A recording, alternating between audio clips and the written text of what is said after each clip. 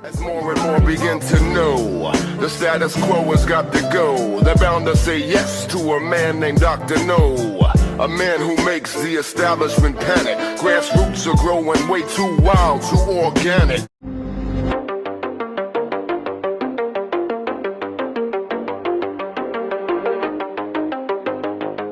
Pentagon said on Wednesday night that the U.S. launched more airstrikes in eastern Syria that targeted a facility used by Iran's Islamic Revolutionary Guard Corps and affiliated groups. So Secretary of Defense Lloyd Austin said in a statement, quote, "The strike was conducted by 2 U.S. F-15s against a weapons storage facility," end quote. He said the strike was a, quote, "response to a series of attacks against U.S. personnel in Iraq and Syria by IRGC affiliates," end quote. So when he says IRGC affiliates, he is referring to the Shia militias that operate in Iraq and Syria. So the U.S. launched a similar airstrike recently on October 27th, and they said the purpose of that was to deter further attacks on U.S. troops, but it's very clear that did not work. There's still been there was more attacks on U.S. bases reported on Wednesday. The count now is that since October 17th, there's been 41 attacks on U.S. troops based in Iraq and Syria, and at least 45 troops have been injured. So an umbrella group of Shia militias that calls itself the Islamic Resistance of Iraq has taken credit for many of the attacks on U.S. bases. The militias receive support from Iran, but it is unclear if Iran is directing these attacks or if they are involved. The Pentagon has previously acknowledged that it has no evidence of direct Iranian involvement. And for their part, Iran is strongly denying that they have any role in these attacks on U.S. troops. Responding to the U.S. allegations, Iran's representative to the UN said on Tuesday that they, quote, "have never been involved in any actions or attacks directed at the United States military forces in Syria and Iraq," end quote. So something to keep in mind that Iran is strongly denying they're involved here. Another thing to keep in mind is that, we can't really take the Pentagon at face value for what they say they bombed in eastern Syria. There's many examples of them either lying about what they hit or being wrong because they had bad intelligence. So it might become clear in the next couple of days. If there's casualties, we haven't seen any reports of casualties yet. And one thing that we should worry about here is that they say they're targeting an Iranian military site used by the IRGC. If any IRGC personnel are killed or wounded in this attack, then that risks a huge escalation with Iran. And Austin in his press statement about these airstrikes said that the U.S. urges against escalation, but it's clear to me that these Shia militias are not going to back down. They didn't back down the last time. Why would they back down now? They only ramped up attacks against U.S. forces. So things are just going to escalate here, I assume. And as long as the U.S. is backing Israel's, brutal assault on Gaza, I just don't see this de-escalating. The responsible thing for the U.S. to do would be to leave Iraq and Syria, but realistically, we know that's not going to happen, unfortunately. Yemen's Houthis said on Wednesday that their military successfully downed a U.S. MQ-9 Reaper drone that was flying off the coast of Yemen. A U.S. official later confirmed that the Houthis downed an American drone and said the U.S. was analyzing the incident. So the Houthis, they're formerly known as Ansar Allah. They have been firing missiles and drones toward Israel and say the attacks will keep up until the Israeli onslaught of Gaza comes to an end. In a statement, the Houthis said the U.S. drone that was downed was deployed to back Israel. So they're saying the MQ-9 Reaper drone that they shot down was deployed as part of the U.S. effort to protect Israel. And an MQ-9 Reaper drone can be used for surveillance, but they are also used for drone strikes. They can carry very powerful missiles. The U.S. uses them quite a bit in their drone strikes. So the Houthi statement said, quote, "Our air defenses were able to down an American MQ-9 while it was carrying out hostile surveillance and espionage activities in Yemeni territorial waters as part of American military support for Israel," end quote. So the downing of this drone, of course, raises questions about a potential American response. In October, the Pentagon said that a U.S. warship in the Red Sea had intercepted drones and missiles that the Houthis fired toward Israel, and we know there's a lot of American firepower in the region now, even more so than usual. The Houthis have downed American drones before, I believe in 2019. I know that same year Iran downed a drone. And so we'll see. And we always have to keep in mind that the U.S. has basically been at war with the Houthis for many years now. The U.S. has backed the Saudi-led coalition against them since 2015. Thankfully, there's been a ceasefire since April 2022 that's held pretty well. But the war's not over. They haven't signed a peace deal or anything. And the U.S. also has a military presence in Yemen. There's U.S. troops in Yemen. We don't know how many, but they are there. Biden confirmed that to Congress not too long ago. And they're in Yemen on the ground to fight Al-Qaeda in the Arabian Peninsula, AQAP. That's at least on paper what the U.S. troops are in Yemen for. And something always worth pointing out is that the Houthis were actually briefly an American partner in the fight against AQAP. The U.S. was sharing intelligence with them in 2015, right before backing the Saudi-led coalition against them. And then that coalition, the Saudi-UAE coalition, was basically, on Al-Qaeda's side against the Houthis, and they actually recruited Al-Qaeda fighters to fight on the ground for them. And U.S. weapons sold to the Saudis and the UAE ended up in Al-Qaeda's hands in Yemen. So it's just a mess. Ukraine's CIA-backed military intelligence has taken credit for a car bombing that killed a politician in Russian-controlled eastern Ukraine on Wednesday.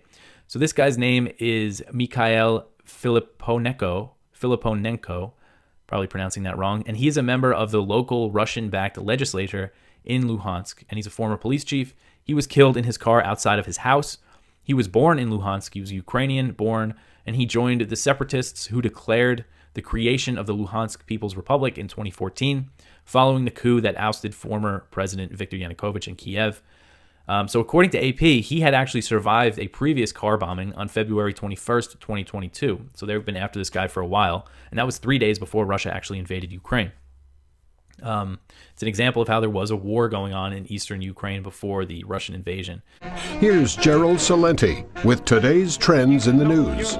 And one night, we were having dinner with you and myself, Scott Ritter, and we were talking about Kennedy's stance on Israel. And what did you do? I texted him and told him we were talking about it, didn't expect anything. And I got a long defensive reply. You and Gerald have to leave me alone. Everybody around me is telling me I'm wrong on Israel. I know I'm right on Israel. My family has a history with Israel, blah, blah, blah, blah, blah. But Bobby, I love you, but this is a deal breaker. And then I know what happened to you. Before this event, you donated to his campaign, and then trying to get your money back was like pulling teeth. But eventually they did, because the last thing in the world they want is you with your megaphone saying, Bobby won't give me my money back. It's not the same Bobby to whom I gave my money. And it wasn't. He did a 180 degree on the most fundamental 180 degree change on the most fundamental issue of our day, war and peace. War and peace. Well, I love him as a person. And I donated the maximum that you're allowed to donate. Right. So that's how much I believed in him. There's nobody there. We are on, again, as you well know, in the Trends Journal, 2 days before Russia invaded Ukraine. The cover of the Trends Journal, from COVID war to Ukraine war to World War. People forgot about the Ukraine war. That's over now. World War III has begun. World War III has begun. It has now escalated into the Middle East. The people have absolutely no idea of the facts. In talking about Israel, I talk to people. Do you know about the Judicial Reform Act? You know about the 39 weeks of protests where hundreds of thousands of people were taking to the streets week after week after week after week in Israel? And I said, when all else fails, they take you to war. And now the information's out there that Netanyahu knew, the government knew that this attack was going to happen. It's all in your Trends Journal, not our facts, the facts that are being reported. Is that being reported in the Israeli press? That's reported, some of it, yes. This is from the intelligence sources. And the United States had warned them, Egypt had warned them, and Netanyahu threw one of the generals out and said, well, I don't want to get out of here. They wanted this to happen because the people couldn't stand Netanyahu. The same thing happened with little Georgie Bush. People forget the dot-com bust, America in a deep recession. They couldn't stand Bush. And then 9/11 happens. Well, yep. Same thing with FDR and Pearl Harbor. But this Netanyahu thing is very serious. He'll end up in jail when this war is over, so he has an incentive not to end the war. That's right. He told ABC News just yesterday that he expected that Israel will be responsible for security in Gaza, meaning Isn't that nice? They will post prison guards in the concentration camp. Yeah. Because the longer he can extend this, the longer he stays in office. But once it's over and they have their investigation, and one thing about the Israeli government, they investigate everything. They have their investigation. All fingers will point at him. He will lose not only his job, but his liberty. Yeah. But this guy is a maniac. He's the longest serving prime minister in Israel, in and out, up and down, keeps coming back. He will do anything to remain in power. I'm sorry to say I agree with you.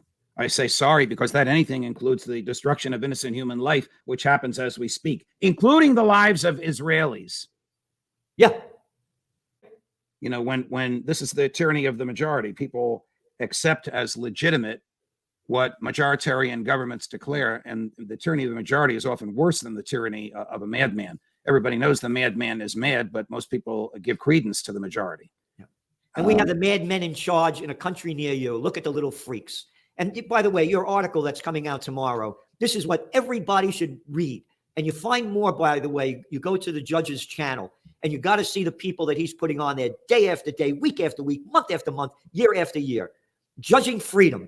Go to this channel, and the article that you have coming out tomorrow, unconstitutional killings. Yep, unconstitutional killings. And you were talking about madmen, and they are the leaders of our country, and you name them.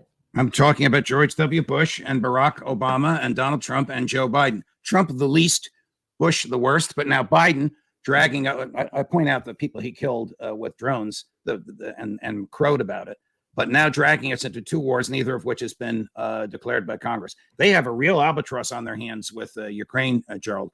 The world now accepts and understands that Ukraine lost. American and EU diplomats are speaking below the radar about negotiation. They're not going to get nearly as good a deal as Russia and Ukraine agreed to 2 years ago before the United States and Great Britain got involved and said, we'll give you everything you want. Remember Kissinger? I disagreed with him in many things, but this line is true. It's bad to be America's enemy. It's worse to be America's friend. America relies on you, promises you it has your back, and just like Vietnam, just like Iraq, sells you down the river. I don't know how the neocons and the people around Biden are going to get out of this other than by diverting our attention to another war, the one in Gaza. Yeah. And again, what's very important, you said to divert our attention. As I keep saying, when all else fails, they take you to war. Yes. And yes. We are in World War III. Gerald, the world was shocked by Hiroshima and Nagasaki, but Americans who had just been spoon-fed bitter hatred for all things Japanese for 4 years were not shocked. The world was not shocked when Barack Obama evaporated an American, never charged with a crime, sitting in a cafe in Yemen. The world was not shocked when George Bush caused 1 million deaths and borrowed and spent $3 trillion in the fruitless, useless invasions of Iraq and Afghanistan. Nobody was shocked when Trump boasted about using a drone to kill a Iranian general peaceably on his way to lunch in Iraq with some friends of his. And now, why isn't anybody saying, well, why are we fighting Russia? Why are we using a corrupt, Nazi-run vassal state to fight Russia? Why are we giving them $100 billion? There was no reason for that. That argument falls on deaf ears because the pro-war party wants more war. You run your mouth and I run my business, brother. You tell everybody I'm busted. You talk so much you got me disgusted. But you run your mouth and I run my business, brother. In the 18, go back to the 1820s and 30s, you have this movement that begins in England called the Plymouth Brethren, founded by a fellow named John Nelson Darby. And this is a new set of interpretations based on a very literalistic reading of the Old Testament. So he was frustrated with he was an Anglican cleric who was frustrated with the not seriousness or theological liberalism of the Church of England. And so he was looking for groups of people who would read the Bible with him very closely, and they were reading in a very literalistic fashion. And so they came to believe that the promises for ethnic Israel in the Old Testament are still applicable for ethnic Jews and not transformed in this way in the New Testament. And so God's plan for humanity is temporarily suspended. As we said, the word parenthesis is used while he works with the church, which is all ethnic groups, but then will be continued when the Jews return to Israel, rebuild the temple, and then convert eventually to believing in Jesus on a large scale. And there's various, so I'm a Hebrew Bible scholar. I've studied the history of religion. This is not my particular field, but I lived in it, as a person, as an adherent to it for a while. But I think that part of the reason why this spreads, there's a few stages that lead to this spread. One is that there is a desire among the lay people to have these Bible reading groups that get back to the biblical text, apart from establishment religious figures like theologians and church hierarchies. This gets exported then to America, or imported to America, where there's a much more free market in religion, and it's very difficult to have religious authority in the frontier. So if you're a Presbyterian or a Catholic, a Presbyterian minister or a Catholic bishop, you can do what you can do, and you're, maybe supervising a few different churches. You're riding on a circuit in the 1860s to minister at all these churches. But then if some guy shows up in your town, one of these towns, throws up a tent and starts preaching revivals, right. he can just do whatever he wants. Evangelical, the U.S. was an open market for evangelicals. So here's my question now. Let's say you're an evangelical and you believe one more really important step that happens here. It does actually go through traditional authorities. In 1909, there's a lawyer, not a theologian, named Cyrus Scofield, guy with a rather sketchy pre-Christian personal life and no theological training, but he writes notes on the Bible, like study notes on the Bible that contain this perspective. And he had a friend who was at Oxford University Press. And so in 1909, his notes were actually published by OUP as the official King James Bible that was published in the United States. And so this is how this particular approach spread very widely to American households. How does that happen? So just some random guy's notes gets canonized as if it's like Christian lore? I don't know. He was very entrepreneurial. And I would say, having read these, so a funny story is that the Christian university that I attended, which no longer holds this perspective, was actually a predecessor or a successor university or institution to a Bible institute founded by this guy, C.I. Scofield.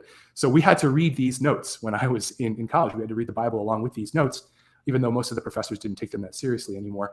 But most of this stuff is pretty common sense, I would say. It's really only a very handful of passages that have this particular perspective. So there's not really a lot of red flags if you're just a traditional Christian reader. This gets in very easily. But now it is that sort of like popular level plus the authority, the authenticity that gets given by the OUP publication. So let's go. You're a hardcore evangelical. Let's just say that there was a committee of hardcore evangelicals, and let's just imagine a universe where literally there was a one world government, and these 5 people sat on top of the one world government, and they controlled the world, and they could absolutely make decisions. So I'm asking, would step 1 to them be, hey, we got to round up all the Jews and send them to Israel? Step 2 is we got to figure out how to convert them to Judaism. Step 3, we need them to go build a temple. Like what like I'm just saying, if they could absolutely to a T work out their plan and get us, anyone who accept Jesus into their heart, their ticket to heaven, because they believe that this is like in their heads, this is what God wants. God wants us to be in heaven, and he gave us a specific recipe on how to do it. And now you've got full control to go exercise and do it. Is that the recipe here? Step 1, force everyone to go there. Step 2, force them to convert. Step 3, we got to force them to build a temple. And then it goes on autopilot from there. Like we've done the steps we need to do. Yeah, the way you put it sounds very. Because you've created this one world government that makes this happen, it sounds very coercive. But what I think, yes, you're saving everyone from eternal damnation, and you're bringing about God's plan into the world. So who cares? Once we're working with God's will, you can remove our earthly concerns about force, because you've got the word of God in your hands, and of course you should use force. You can save people. Well, I don't think most people, even who believe in Scripture, would put it in that way, because the use of force would override the choices that people made. And you can't force someone to believe in who in this something. prophecy said anything about needing to make choices? And that's the problem, is that I think what most people don't understand is that what we have, and many Jewish scholars and Christian scholars have pointed this out, is that it's like the relation between religious or Jews and Christian Zionists is kind of a marriage of convenience, because Christian Zionists all believe that Jews need to believe in Jesus in order to have a relationship with God and be saved. So it does feel like this, like, just in terms of understanding, if you're a hardcore evangelical and you had the power to do what I said, is that the recipe? That sounds, yes, I guess that's right. Yeah. Okay. Your daily dose of liberty education starts here. The Tom Woods Show. Because I have a funny feeling this might come up in the debate. People heard you give a very fiery speech at the Republican Jewish Coalition event, but then at the same time, you've been getting in trouble because you've been tweeting and talking about concern about a wider war, World War III, war with Iran, the possibility of a wider conflict. So can you just clarify what your overall stance is? So I have very clear views on this. I'm running for U.S. president, not running for the president of any other country, not the president of Israel, not any other. And I said the exact line that said the Republican Jewish Coalition when I said, I'm not running for president of Israel, I'm running for president of the U.S. I happen to believe that Israel deserves to have one state, a state that exists. The state of Israel, one state for the Jewish people, when they have countless other states across the Islamic world for the descendants of Ishmael. Well, I think that the descendants of Abraham, by way of Isaac, has historically viewed the Jewish homeland as their state. I think that's appropriate. But my job as U.S. president is to stand for American interests. So I do not want the U.S. getting involved in another war in the Middle East. I don't think that advances our interests. I could make a strong case, and I did, that also doesn't advance Israel's own interests. Israel's founding premise was that it was supposed to stand for its own national self-existence. Their George Washington figure was David Ben-Gurion, who said the nation of Israel was formed to reject the premise that Jews should depend on the fleeting sympathies of others in the West. That didn't work out. And David Ben-Gurion said, no, we're going to defend ourselves in our own homeland. And I support Israel's right to defend itself. I really do. Diplomatically, as a partner of Israel, that's what I support. Diplomatically, Israel's right to exist and its right to defend itself. That's a different question from U.S. involvement.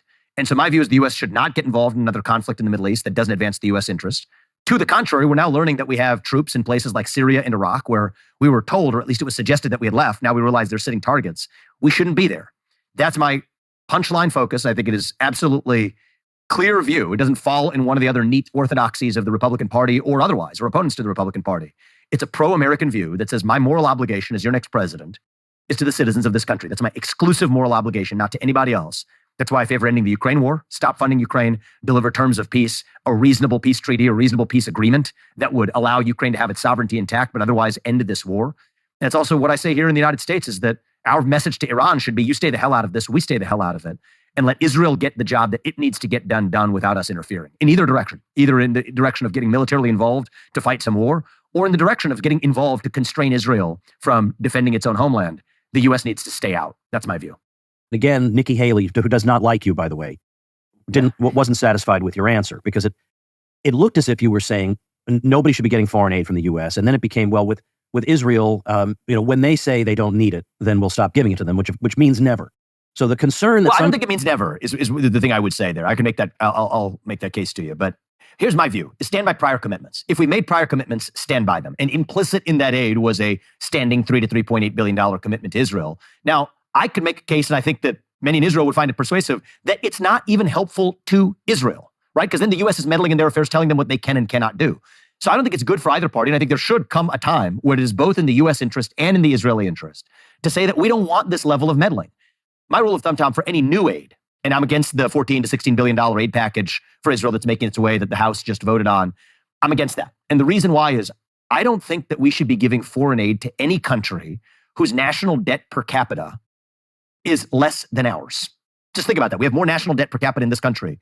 Why are we giving our money away willy-nilly? It's like the arguments I used to make for corporations. Your obligation is to your shareholders. Don't just give your money away effectively to subsidize some environmental or social agenda. Well, if my job's as U.S. president, I can't use our taxpayer money to give foreign aid willy-nilly. If somebody else needs something, if they need supplies, sell it to them. We do that. We have those agreements. But this idea of foreign aid, we need to bring it back to zero-based budgeting to foreign aid. Ask what's actually necessary to advance the American interest. That's how we should use our own dollars.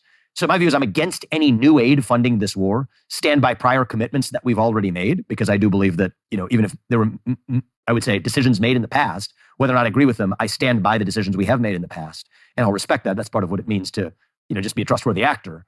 But short of that, any new foreign aid, any elective foreign aid, I would end it to any country whose national debt per capita is less than ours. And any foreign aid, period, whether it's to a country regardless of their national debt, would be exclusively grounded in what advances the American interest. Within the Republican Party, would you say it's foreign policy specifically where there's the biggest divide among candidates and voters? Yeah. Or where do you think this big divide is? I think it's on a couple of different axes. I mean, the most important one when it comes to policy, there are some other divisions that don't really relate to policy, which I can talk about, that relate more to character of leadership and I think a generational change that's required, frankly, in both parties. But as it relates to policy, yeah, it's foreign policy. I mean, everybody agrees that it's not good for men to be stealing trophies from women in the swim lanes. Okay, that's fine. We all agree on that, and different people will show different levels of outrage about it. The real divide is when it comes to foreign policy, do you believe in exclusively advancing the American interest, or do you believe it's America's job to be a global hegemon that plays effectively the role of the global police? That's a divide, and you can make legitimate arguments on either side. I'm on one side of that divide. Most of the other candidates in this race are on the other side of that divide. It's Dick Cheney 2.0, as I said, and voters deserve that choice. If that's what voters want, I met people across this country. I don't think that is what they want, but it's fine for a candidate to stand for that point of view. Now, many of them are standing for that point of view because some of them stand to make money off of it. That's the dirty little secret of this. You take a Nikki Haley. I mean, this is disgusting, right? Somebody who went from being in debt in her time when she left the UN to becoming a military contractor, sitting on the board of Boeing, collecting stock options during this presidential campaign, making $8 million plus. War is hell unless you're actually a military contractor sitting on the board of Boeing, in which case war is good. So that incentivizes some of these people to adopt policies that really are about lining their own pocketbook, not about their actual views. But other people, I think, genuinely hold this view. that it's the job of the United States to be the global police, even if that does lead to armed conflict from time to time. That's the real divide. Are you a George Washington vision? Do you have a George Washington vision for the future of our foreign policy in this country? I do. I ask, would this make George Washington proud or not? I think he would be appalled at what he sees today. That's the real divide. Welcome to Liberty Lockdown. Please scan your barcode. Your liberty ain't gone, but yeah, it's on hold. Your most recent video I thought was really interesting, and I've been dealing with this a lot lately, where I'm trying to decide how I should approach, my fellow man when it comes to the programming that they're receiving. Primarily, after it became legal for the federal government to propagandize the American people, it has gotten significantly worse. And while my frustration has grown exponentially, it has also kind of given me more pause and given me more reason to have sympathy for them, because they are being propagandized so heavily. So it's like, can I judge these people, as viciously as I would like to, because they're so out of their fucking minds. But at the same time, it's like, oh no, I get it. Yeah, that pretty well describes my focus for the last 5 or 10 years. Like, I've been focused on the philosophy stuff for 27 now, but the whole thing of human psychology and getting through to people when you're telling them something that doesn't match their worldview, I'd like it if you could just here's the evidence, here's the logic, ta-da. That doesn't work.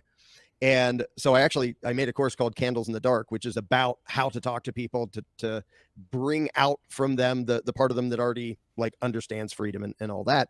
But one of the first challenges, which you expressed quite well, is not letting ourselves view them as the enemy, as these obnoxious, the Matrix thing, because they're trying to do what they think is right. Now they're being gullible, they're being stupid, they're falling for just ridiculous authoritarian garbage. But most people are still trying to do the right thing. And so it can be, it's very tempting to just tell them, you're stupid. I can't believe you fell for this and you fell for that. And you're cheering for evil. That doesn't win people over. But if you can try to get to the part of them that cares and is trying to do the right thing and acknowledge that part, and then sort of gently lead them to start looking more carefully at basically how they were tricked into their goodness being used as a, cheerleader for evil, basically. But it's definitely a challenge. Yeah, well, it is a challenge. And I think my frustration is just that it's not that it seems as if these lessons can't be learned. It's not being extrapolated upon. A lot of people have woken up to the insanity of, say, the War on Terror or the Patriot Act, and they realize oh, that was really dumb. But they'll still apply the exact same reciprocity principle to what Hamas did to Israel and say, well, Israel can do whatever it wants. Look at what we did after 9/11. It's what we did after 9/11 was a fucking disaster. Right, that was wrong too. Yeah. So why can't you extrapolate? Yeah, and most people, a thing we focus on in Candles in the Dark is when you talk to people, make sure you're asking them questions that are literal, personal, and specific, because what they want is vague, policy mush, Israel should be allowed to defend itself. Okay, Israel's a place. It doesn't defend itself. It has a ruling class. Which part of that is defending itself? But if you break it down to, okay, Mr. Person I'm talking to who fell for this garbage. I mean, you don't say that part out loud. Definitely don't say that part. If you could press a button and blow up 5 members of Hamas and 10 innocent little children, would you do that? And to start them thinking in the direction of, okay, you can't just go, oh, whatever you have to do. Would you actually do that? And some people may say yes, and they may get defensive and weird. And some people, well, no, but I mean, what are we supposed to do about it? But just to start them in the direction of trying to get them to look at what they're actually advocating. And this is true whether it's warmongering or authoritarian statism in anything. If you walk the average liberal through this process when it comes to gun control and say, okay, if I possess something that's the politicians have declared illegal, what do you want to have done to me? And be specific. Not, well, you'll get arrested. I didn't ask what would happen. I asked, what do you want to have happen? When they have to state the specific violence themselves, suddenly they hem and haw and they start to question things, almost always. Now, every once in a while, you get somebody who will double down. Well, I should kick down your door and shoot you. Okay, so you demonstrate how anti-gun violence you are by wanting me shot in my living room. Okay, thanks for the honesty. And to see that, once again, really all it takes is a crisis. I think that's what I keep coming back to is if people are scared, if they're panicked, they're just going to go along with whatever their alleged leaders tell them to do. But these politicians that are the alleged leaders are fucking scum of the earth, evil psychopaths, and they still turn to them in these times of crisis. Is there anything that messaging wise that you go to someone that they're on the cusp of being awake but not fully there, but then a crisis strikes and then they just turn back to Joe Biden and say, do whatever you have to do? How do you reach those people, or is it just a matter of time? Well, again, I think the lack of clarity of thought in most people, like mushy-headedness plus fear equals cheerleaders for evil. Yeah. And so it can be really difficult to undo the fear, because if they think, the world's about to come to an end if we don't have this authoritarian solution, to try to talk them out of that threat almost never works. Because if they're, and that's, I mean, the tyrants are pretty smart about this. They're utterly evil, but they're smart because they know that fear shuts down the rational brain. Mm-hmm. And so trying to gently logic somebody through something when they're like flipping out, like, yeah, but the world's going to end. So the other side of it is, okay, let's accept that the world is going to end or really horrible things are happening. What exactly should be done about it? And if you're passing off the decision on what should be done to someone else, well, let the government and let the military do whatever they need to do. You need to basically question them in a way that brings it back to them. And this is why, both sides, they always show, here's a dead child that you killed. But both authoritarian sides always do that because it makes people angry and emotional. And so just saying, okay, that's really horrible. Are you aware of the fact that the people who did that, like pretending they actually did it, they did that really horrible thing because they were really mad at an injustice? So my question is, are you them? Are you the person who is willing to do things which is going to do something that horrible because you're so mad about an injustice? Because if so, you are the mirror image of what you're condemning. Now, if you can say, no, I want it directed, I want just the aggressors, just the people who did this horrible thing, I just want them harmed, but no innocence. Okay, now you're being moral and principled and actually thinking, and now I'm on your side. And that's true in both directions of like almost every conflict, because there's nasty people on both sides, and both of them are using the nastiness of the other to justify their own nastiness. Mm-hmm. But obviously it's a challenge to get people to think that clearly, because they're just like, I'm really mad at the other side. Well, they're really mad at you. And meanwhile, the tyrants are sitting back laughing at both sets of pawns for being stupid enough to fall for this. Right. While they're safe and, they're probably having tea somewhere together while you guys are murdering each other.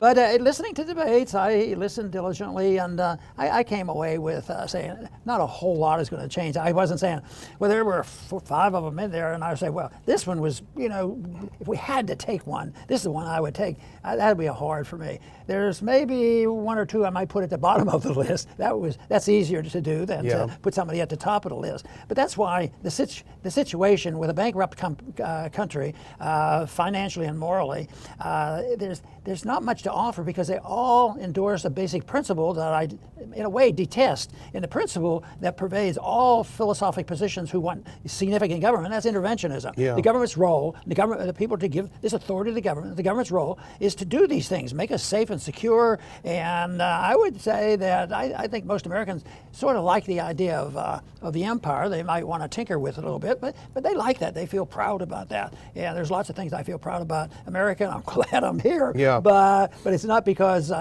we attempt to run the world, because that's where I see most of our problem. So I was looking for answers. I didn't get any real answers, but I'm just wondering what you've been thinking about from the results of this little debate. I mean, it is a charade, isn't it? I mean, this is.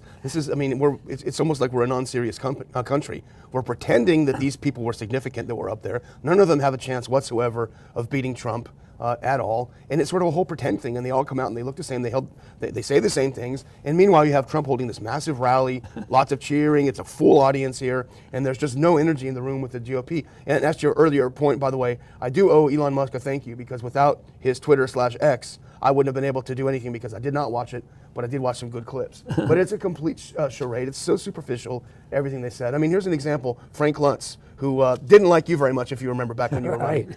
He put out a tweet saying something like, wow, Nikki Haley sure is showing her foreign policy expertise. And it's a clip of her just saying, bomb everyone, bomb everyone. Bomb. I mean, that's what passes for expertise. It's just incredible. I mean, and I don't know who did this. I was looking in the morning, and I should have put it on a bookmark, but someone pointed out that really this is the return of the GOP to its 2002 roots, where everyone was a neocon, everyone was for the Iraq War, everyone was for all of this stuff. I mean, we haven't learned anything from it, I think. But I did pull a couple of clips that I thought were somewhat indicative of what we saw. And let's go ahead and grab for that first clip. This is sort of a montage of 2 or 3 of the candidates talking about their foreign policy and what they would do. It's a short clip, but it's worth listening. This is basically the whole thing in a nutshell. As President of the United States, what would you be urging Israeli Prime Minister Benjamin Netanyahu to do at this moment? Governor DeSantis. I would be telling Bibi, finish the job once and for all with these butchers. Hamas. The first thing I said to him when it happened was I said, finish them. Finish them. I would tell him to smoke those terrorists on his southern border. And I'll tell his President of the United States, I'll be smoking the terrorists on our southern border. If you want to stop the 40+ attacks on military personnel in the Middle East, you have to strike in Iran. As President of the Okay, so you got to finish them. You got to kill everyone in Gaza. Then you got to kill all the people on our border. And then you got to kill Iran. That's basically the GOP foreign policy in a nutshell. If I had that chance, which wouldn't occur, I would advise them that get prepared, find out who your friends are, and maybe they're your neighbors that can do this, and seek them, because we are shrinking our empire and our enthusiasm for world domination, so things would change. And I think of the time he came, Netanyahu came, and he was given the privilege. He was practically an American. He got to speak in the Senate, on the House floor. You know, when these guys come, their qualifications aren't all that hot. You know, and they get more time on the floor than I can get. That's right, exactly. I never was able to go down there. Gentleman's time is expired. But I remember one thing that he said at the speech, and that was, "We don't need American troops. We will fight our own battle, but." You know, they have these other things, and I would remind him of that. And I applauded you when you said you don't need American troops, and I would say he still isn't saying send troops, but you're sending money, send money. You know, make sure that we're really bankrupt. Make sure our kids get, suffer from inflation and all these things. So it is still meddling. It comes across, but so you can't really sterilize yourself from the pain and suffering that is caused when you depend on somebody else. But I often thought that the whole area over there, if there was less foreign powers being involved, the better. And yet it's been not only groups of countries, but it's been globalism. You know, the things that they worked on ever since World War I, you know, divide up Europe, and then after World War II, they did the same thing, and they're still doing it. And we're the ringleaders. We're in there, and it doesn't solve the problem. It spends a lot of money. Oh, we'll do it for humanitarian reasons. We're not going to shoot anybody. Oh, but we'll use a drone to do the shooting. You know, that sort of thing. So I guess Netanyahu is facing some challenges too, and we'll have to see what happens, because things aren't going well for anybody. And I think this is part of the whole thing. The big picture is we're bankrupt. That makes the world suffer from bankruptcy, and that is the challenge to a reserve currency, and also the disintegration of the American empire. And everybody who depends on us now are getting a little bit nervous, and they're thinking, well, where are we going to find another empire to identify with? And it won't be solved easily. Was where now Ramaswamy, people say he was a star of the show. We have mixed feelings about him. There's some things we like about him. There are some other things we don't. I was talking to our studio people earlier, and I said he's kind of the inverse Ron Paul. He says everything to every audience that he thinks they want to hear, rather than like you have always done, which is have one message and tell it to everyone. But nevertheless, he was very strong. He came out very strong at the debate. Well, you know why I do it my way? It's easier. That's right. I don't have to have 100 speeches. What group is this now? What group is this now? You know, that makes it very difficult, and you have to be pretty shrewd to become successful. Otherwise, you'll make enemies. But if you can unify people with a positive message, that sort of excites me. I remember people asking, well, who's Ron Paul's speechwriter? He said, what are you talking about? He's his own speechwriter. He doesn't need a team of people. Okay, we're going to go meet with the 4-H club. You know? There was something that came up when I was shifted in my congressional district from a rural district to an urban district where there was more, commercialism. And they say, and the press report says, now that they've switched you, how are you going to adapt your position from taking care of your rural farm issues, and now you're going to have this urban issue? And it was an insulting question today. Really, I said, no kidding. well, I thought all people liked liberty. Yeah, exactly.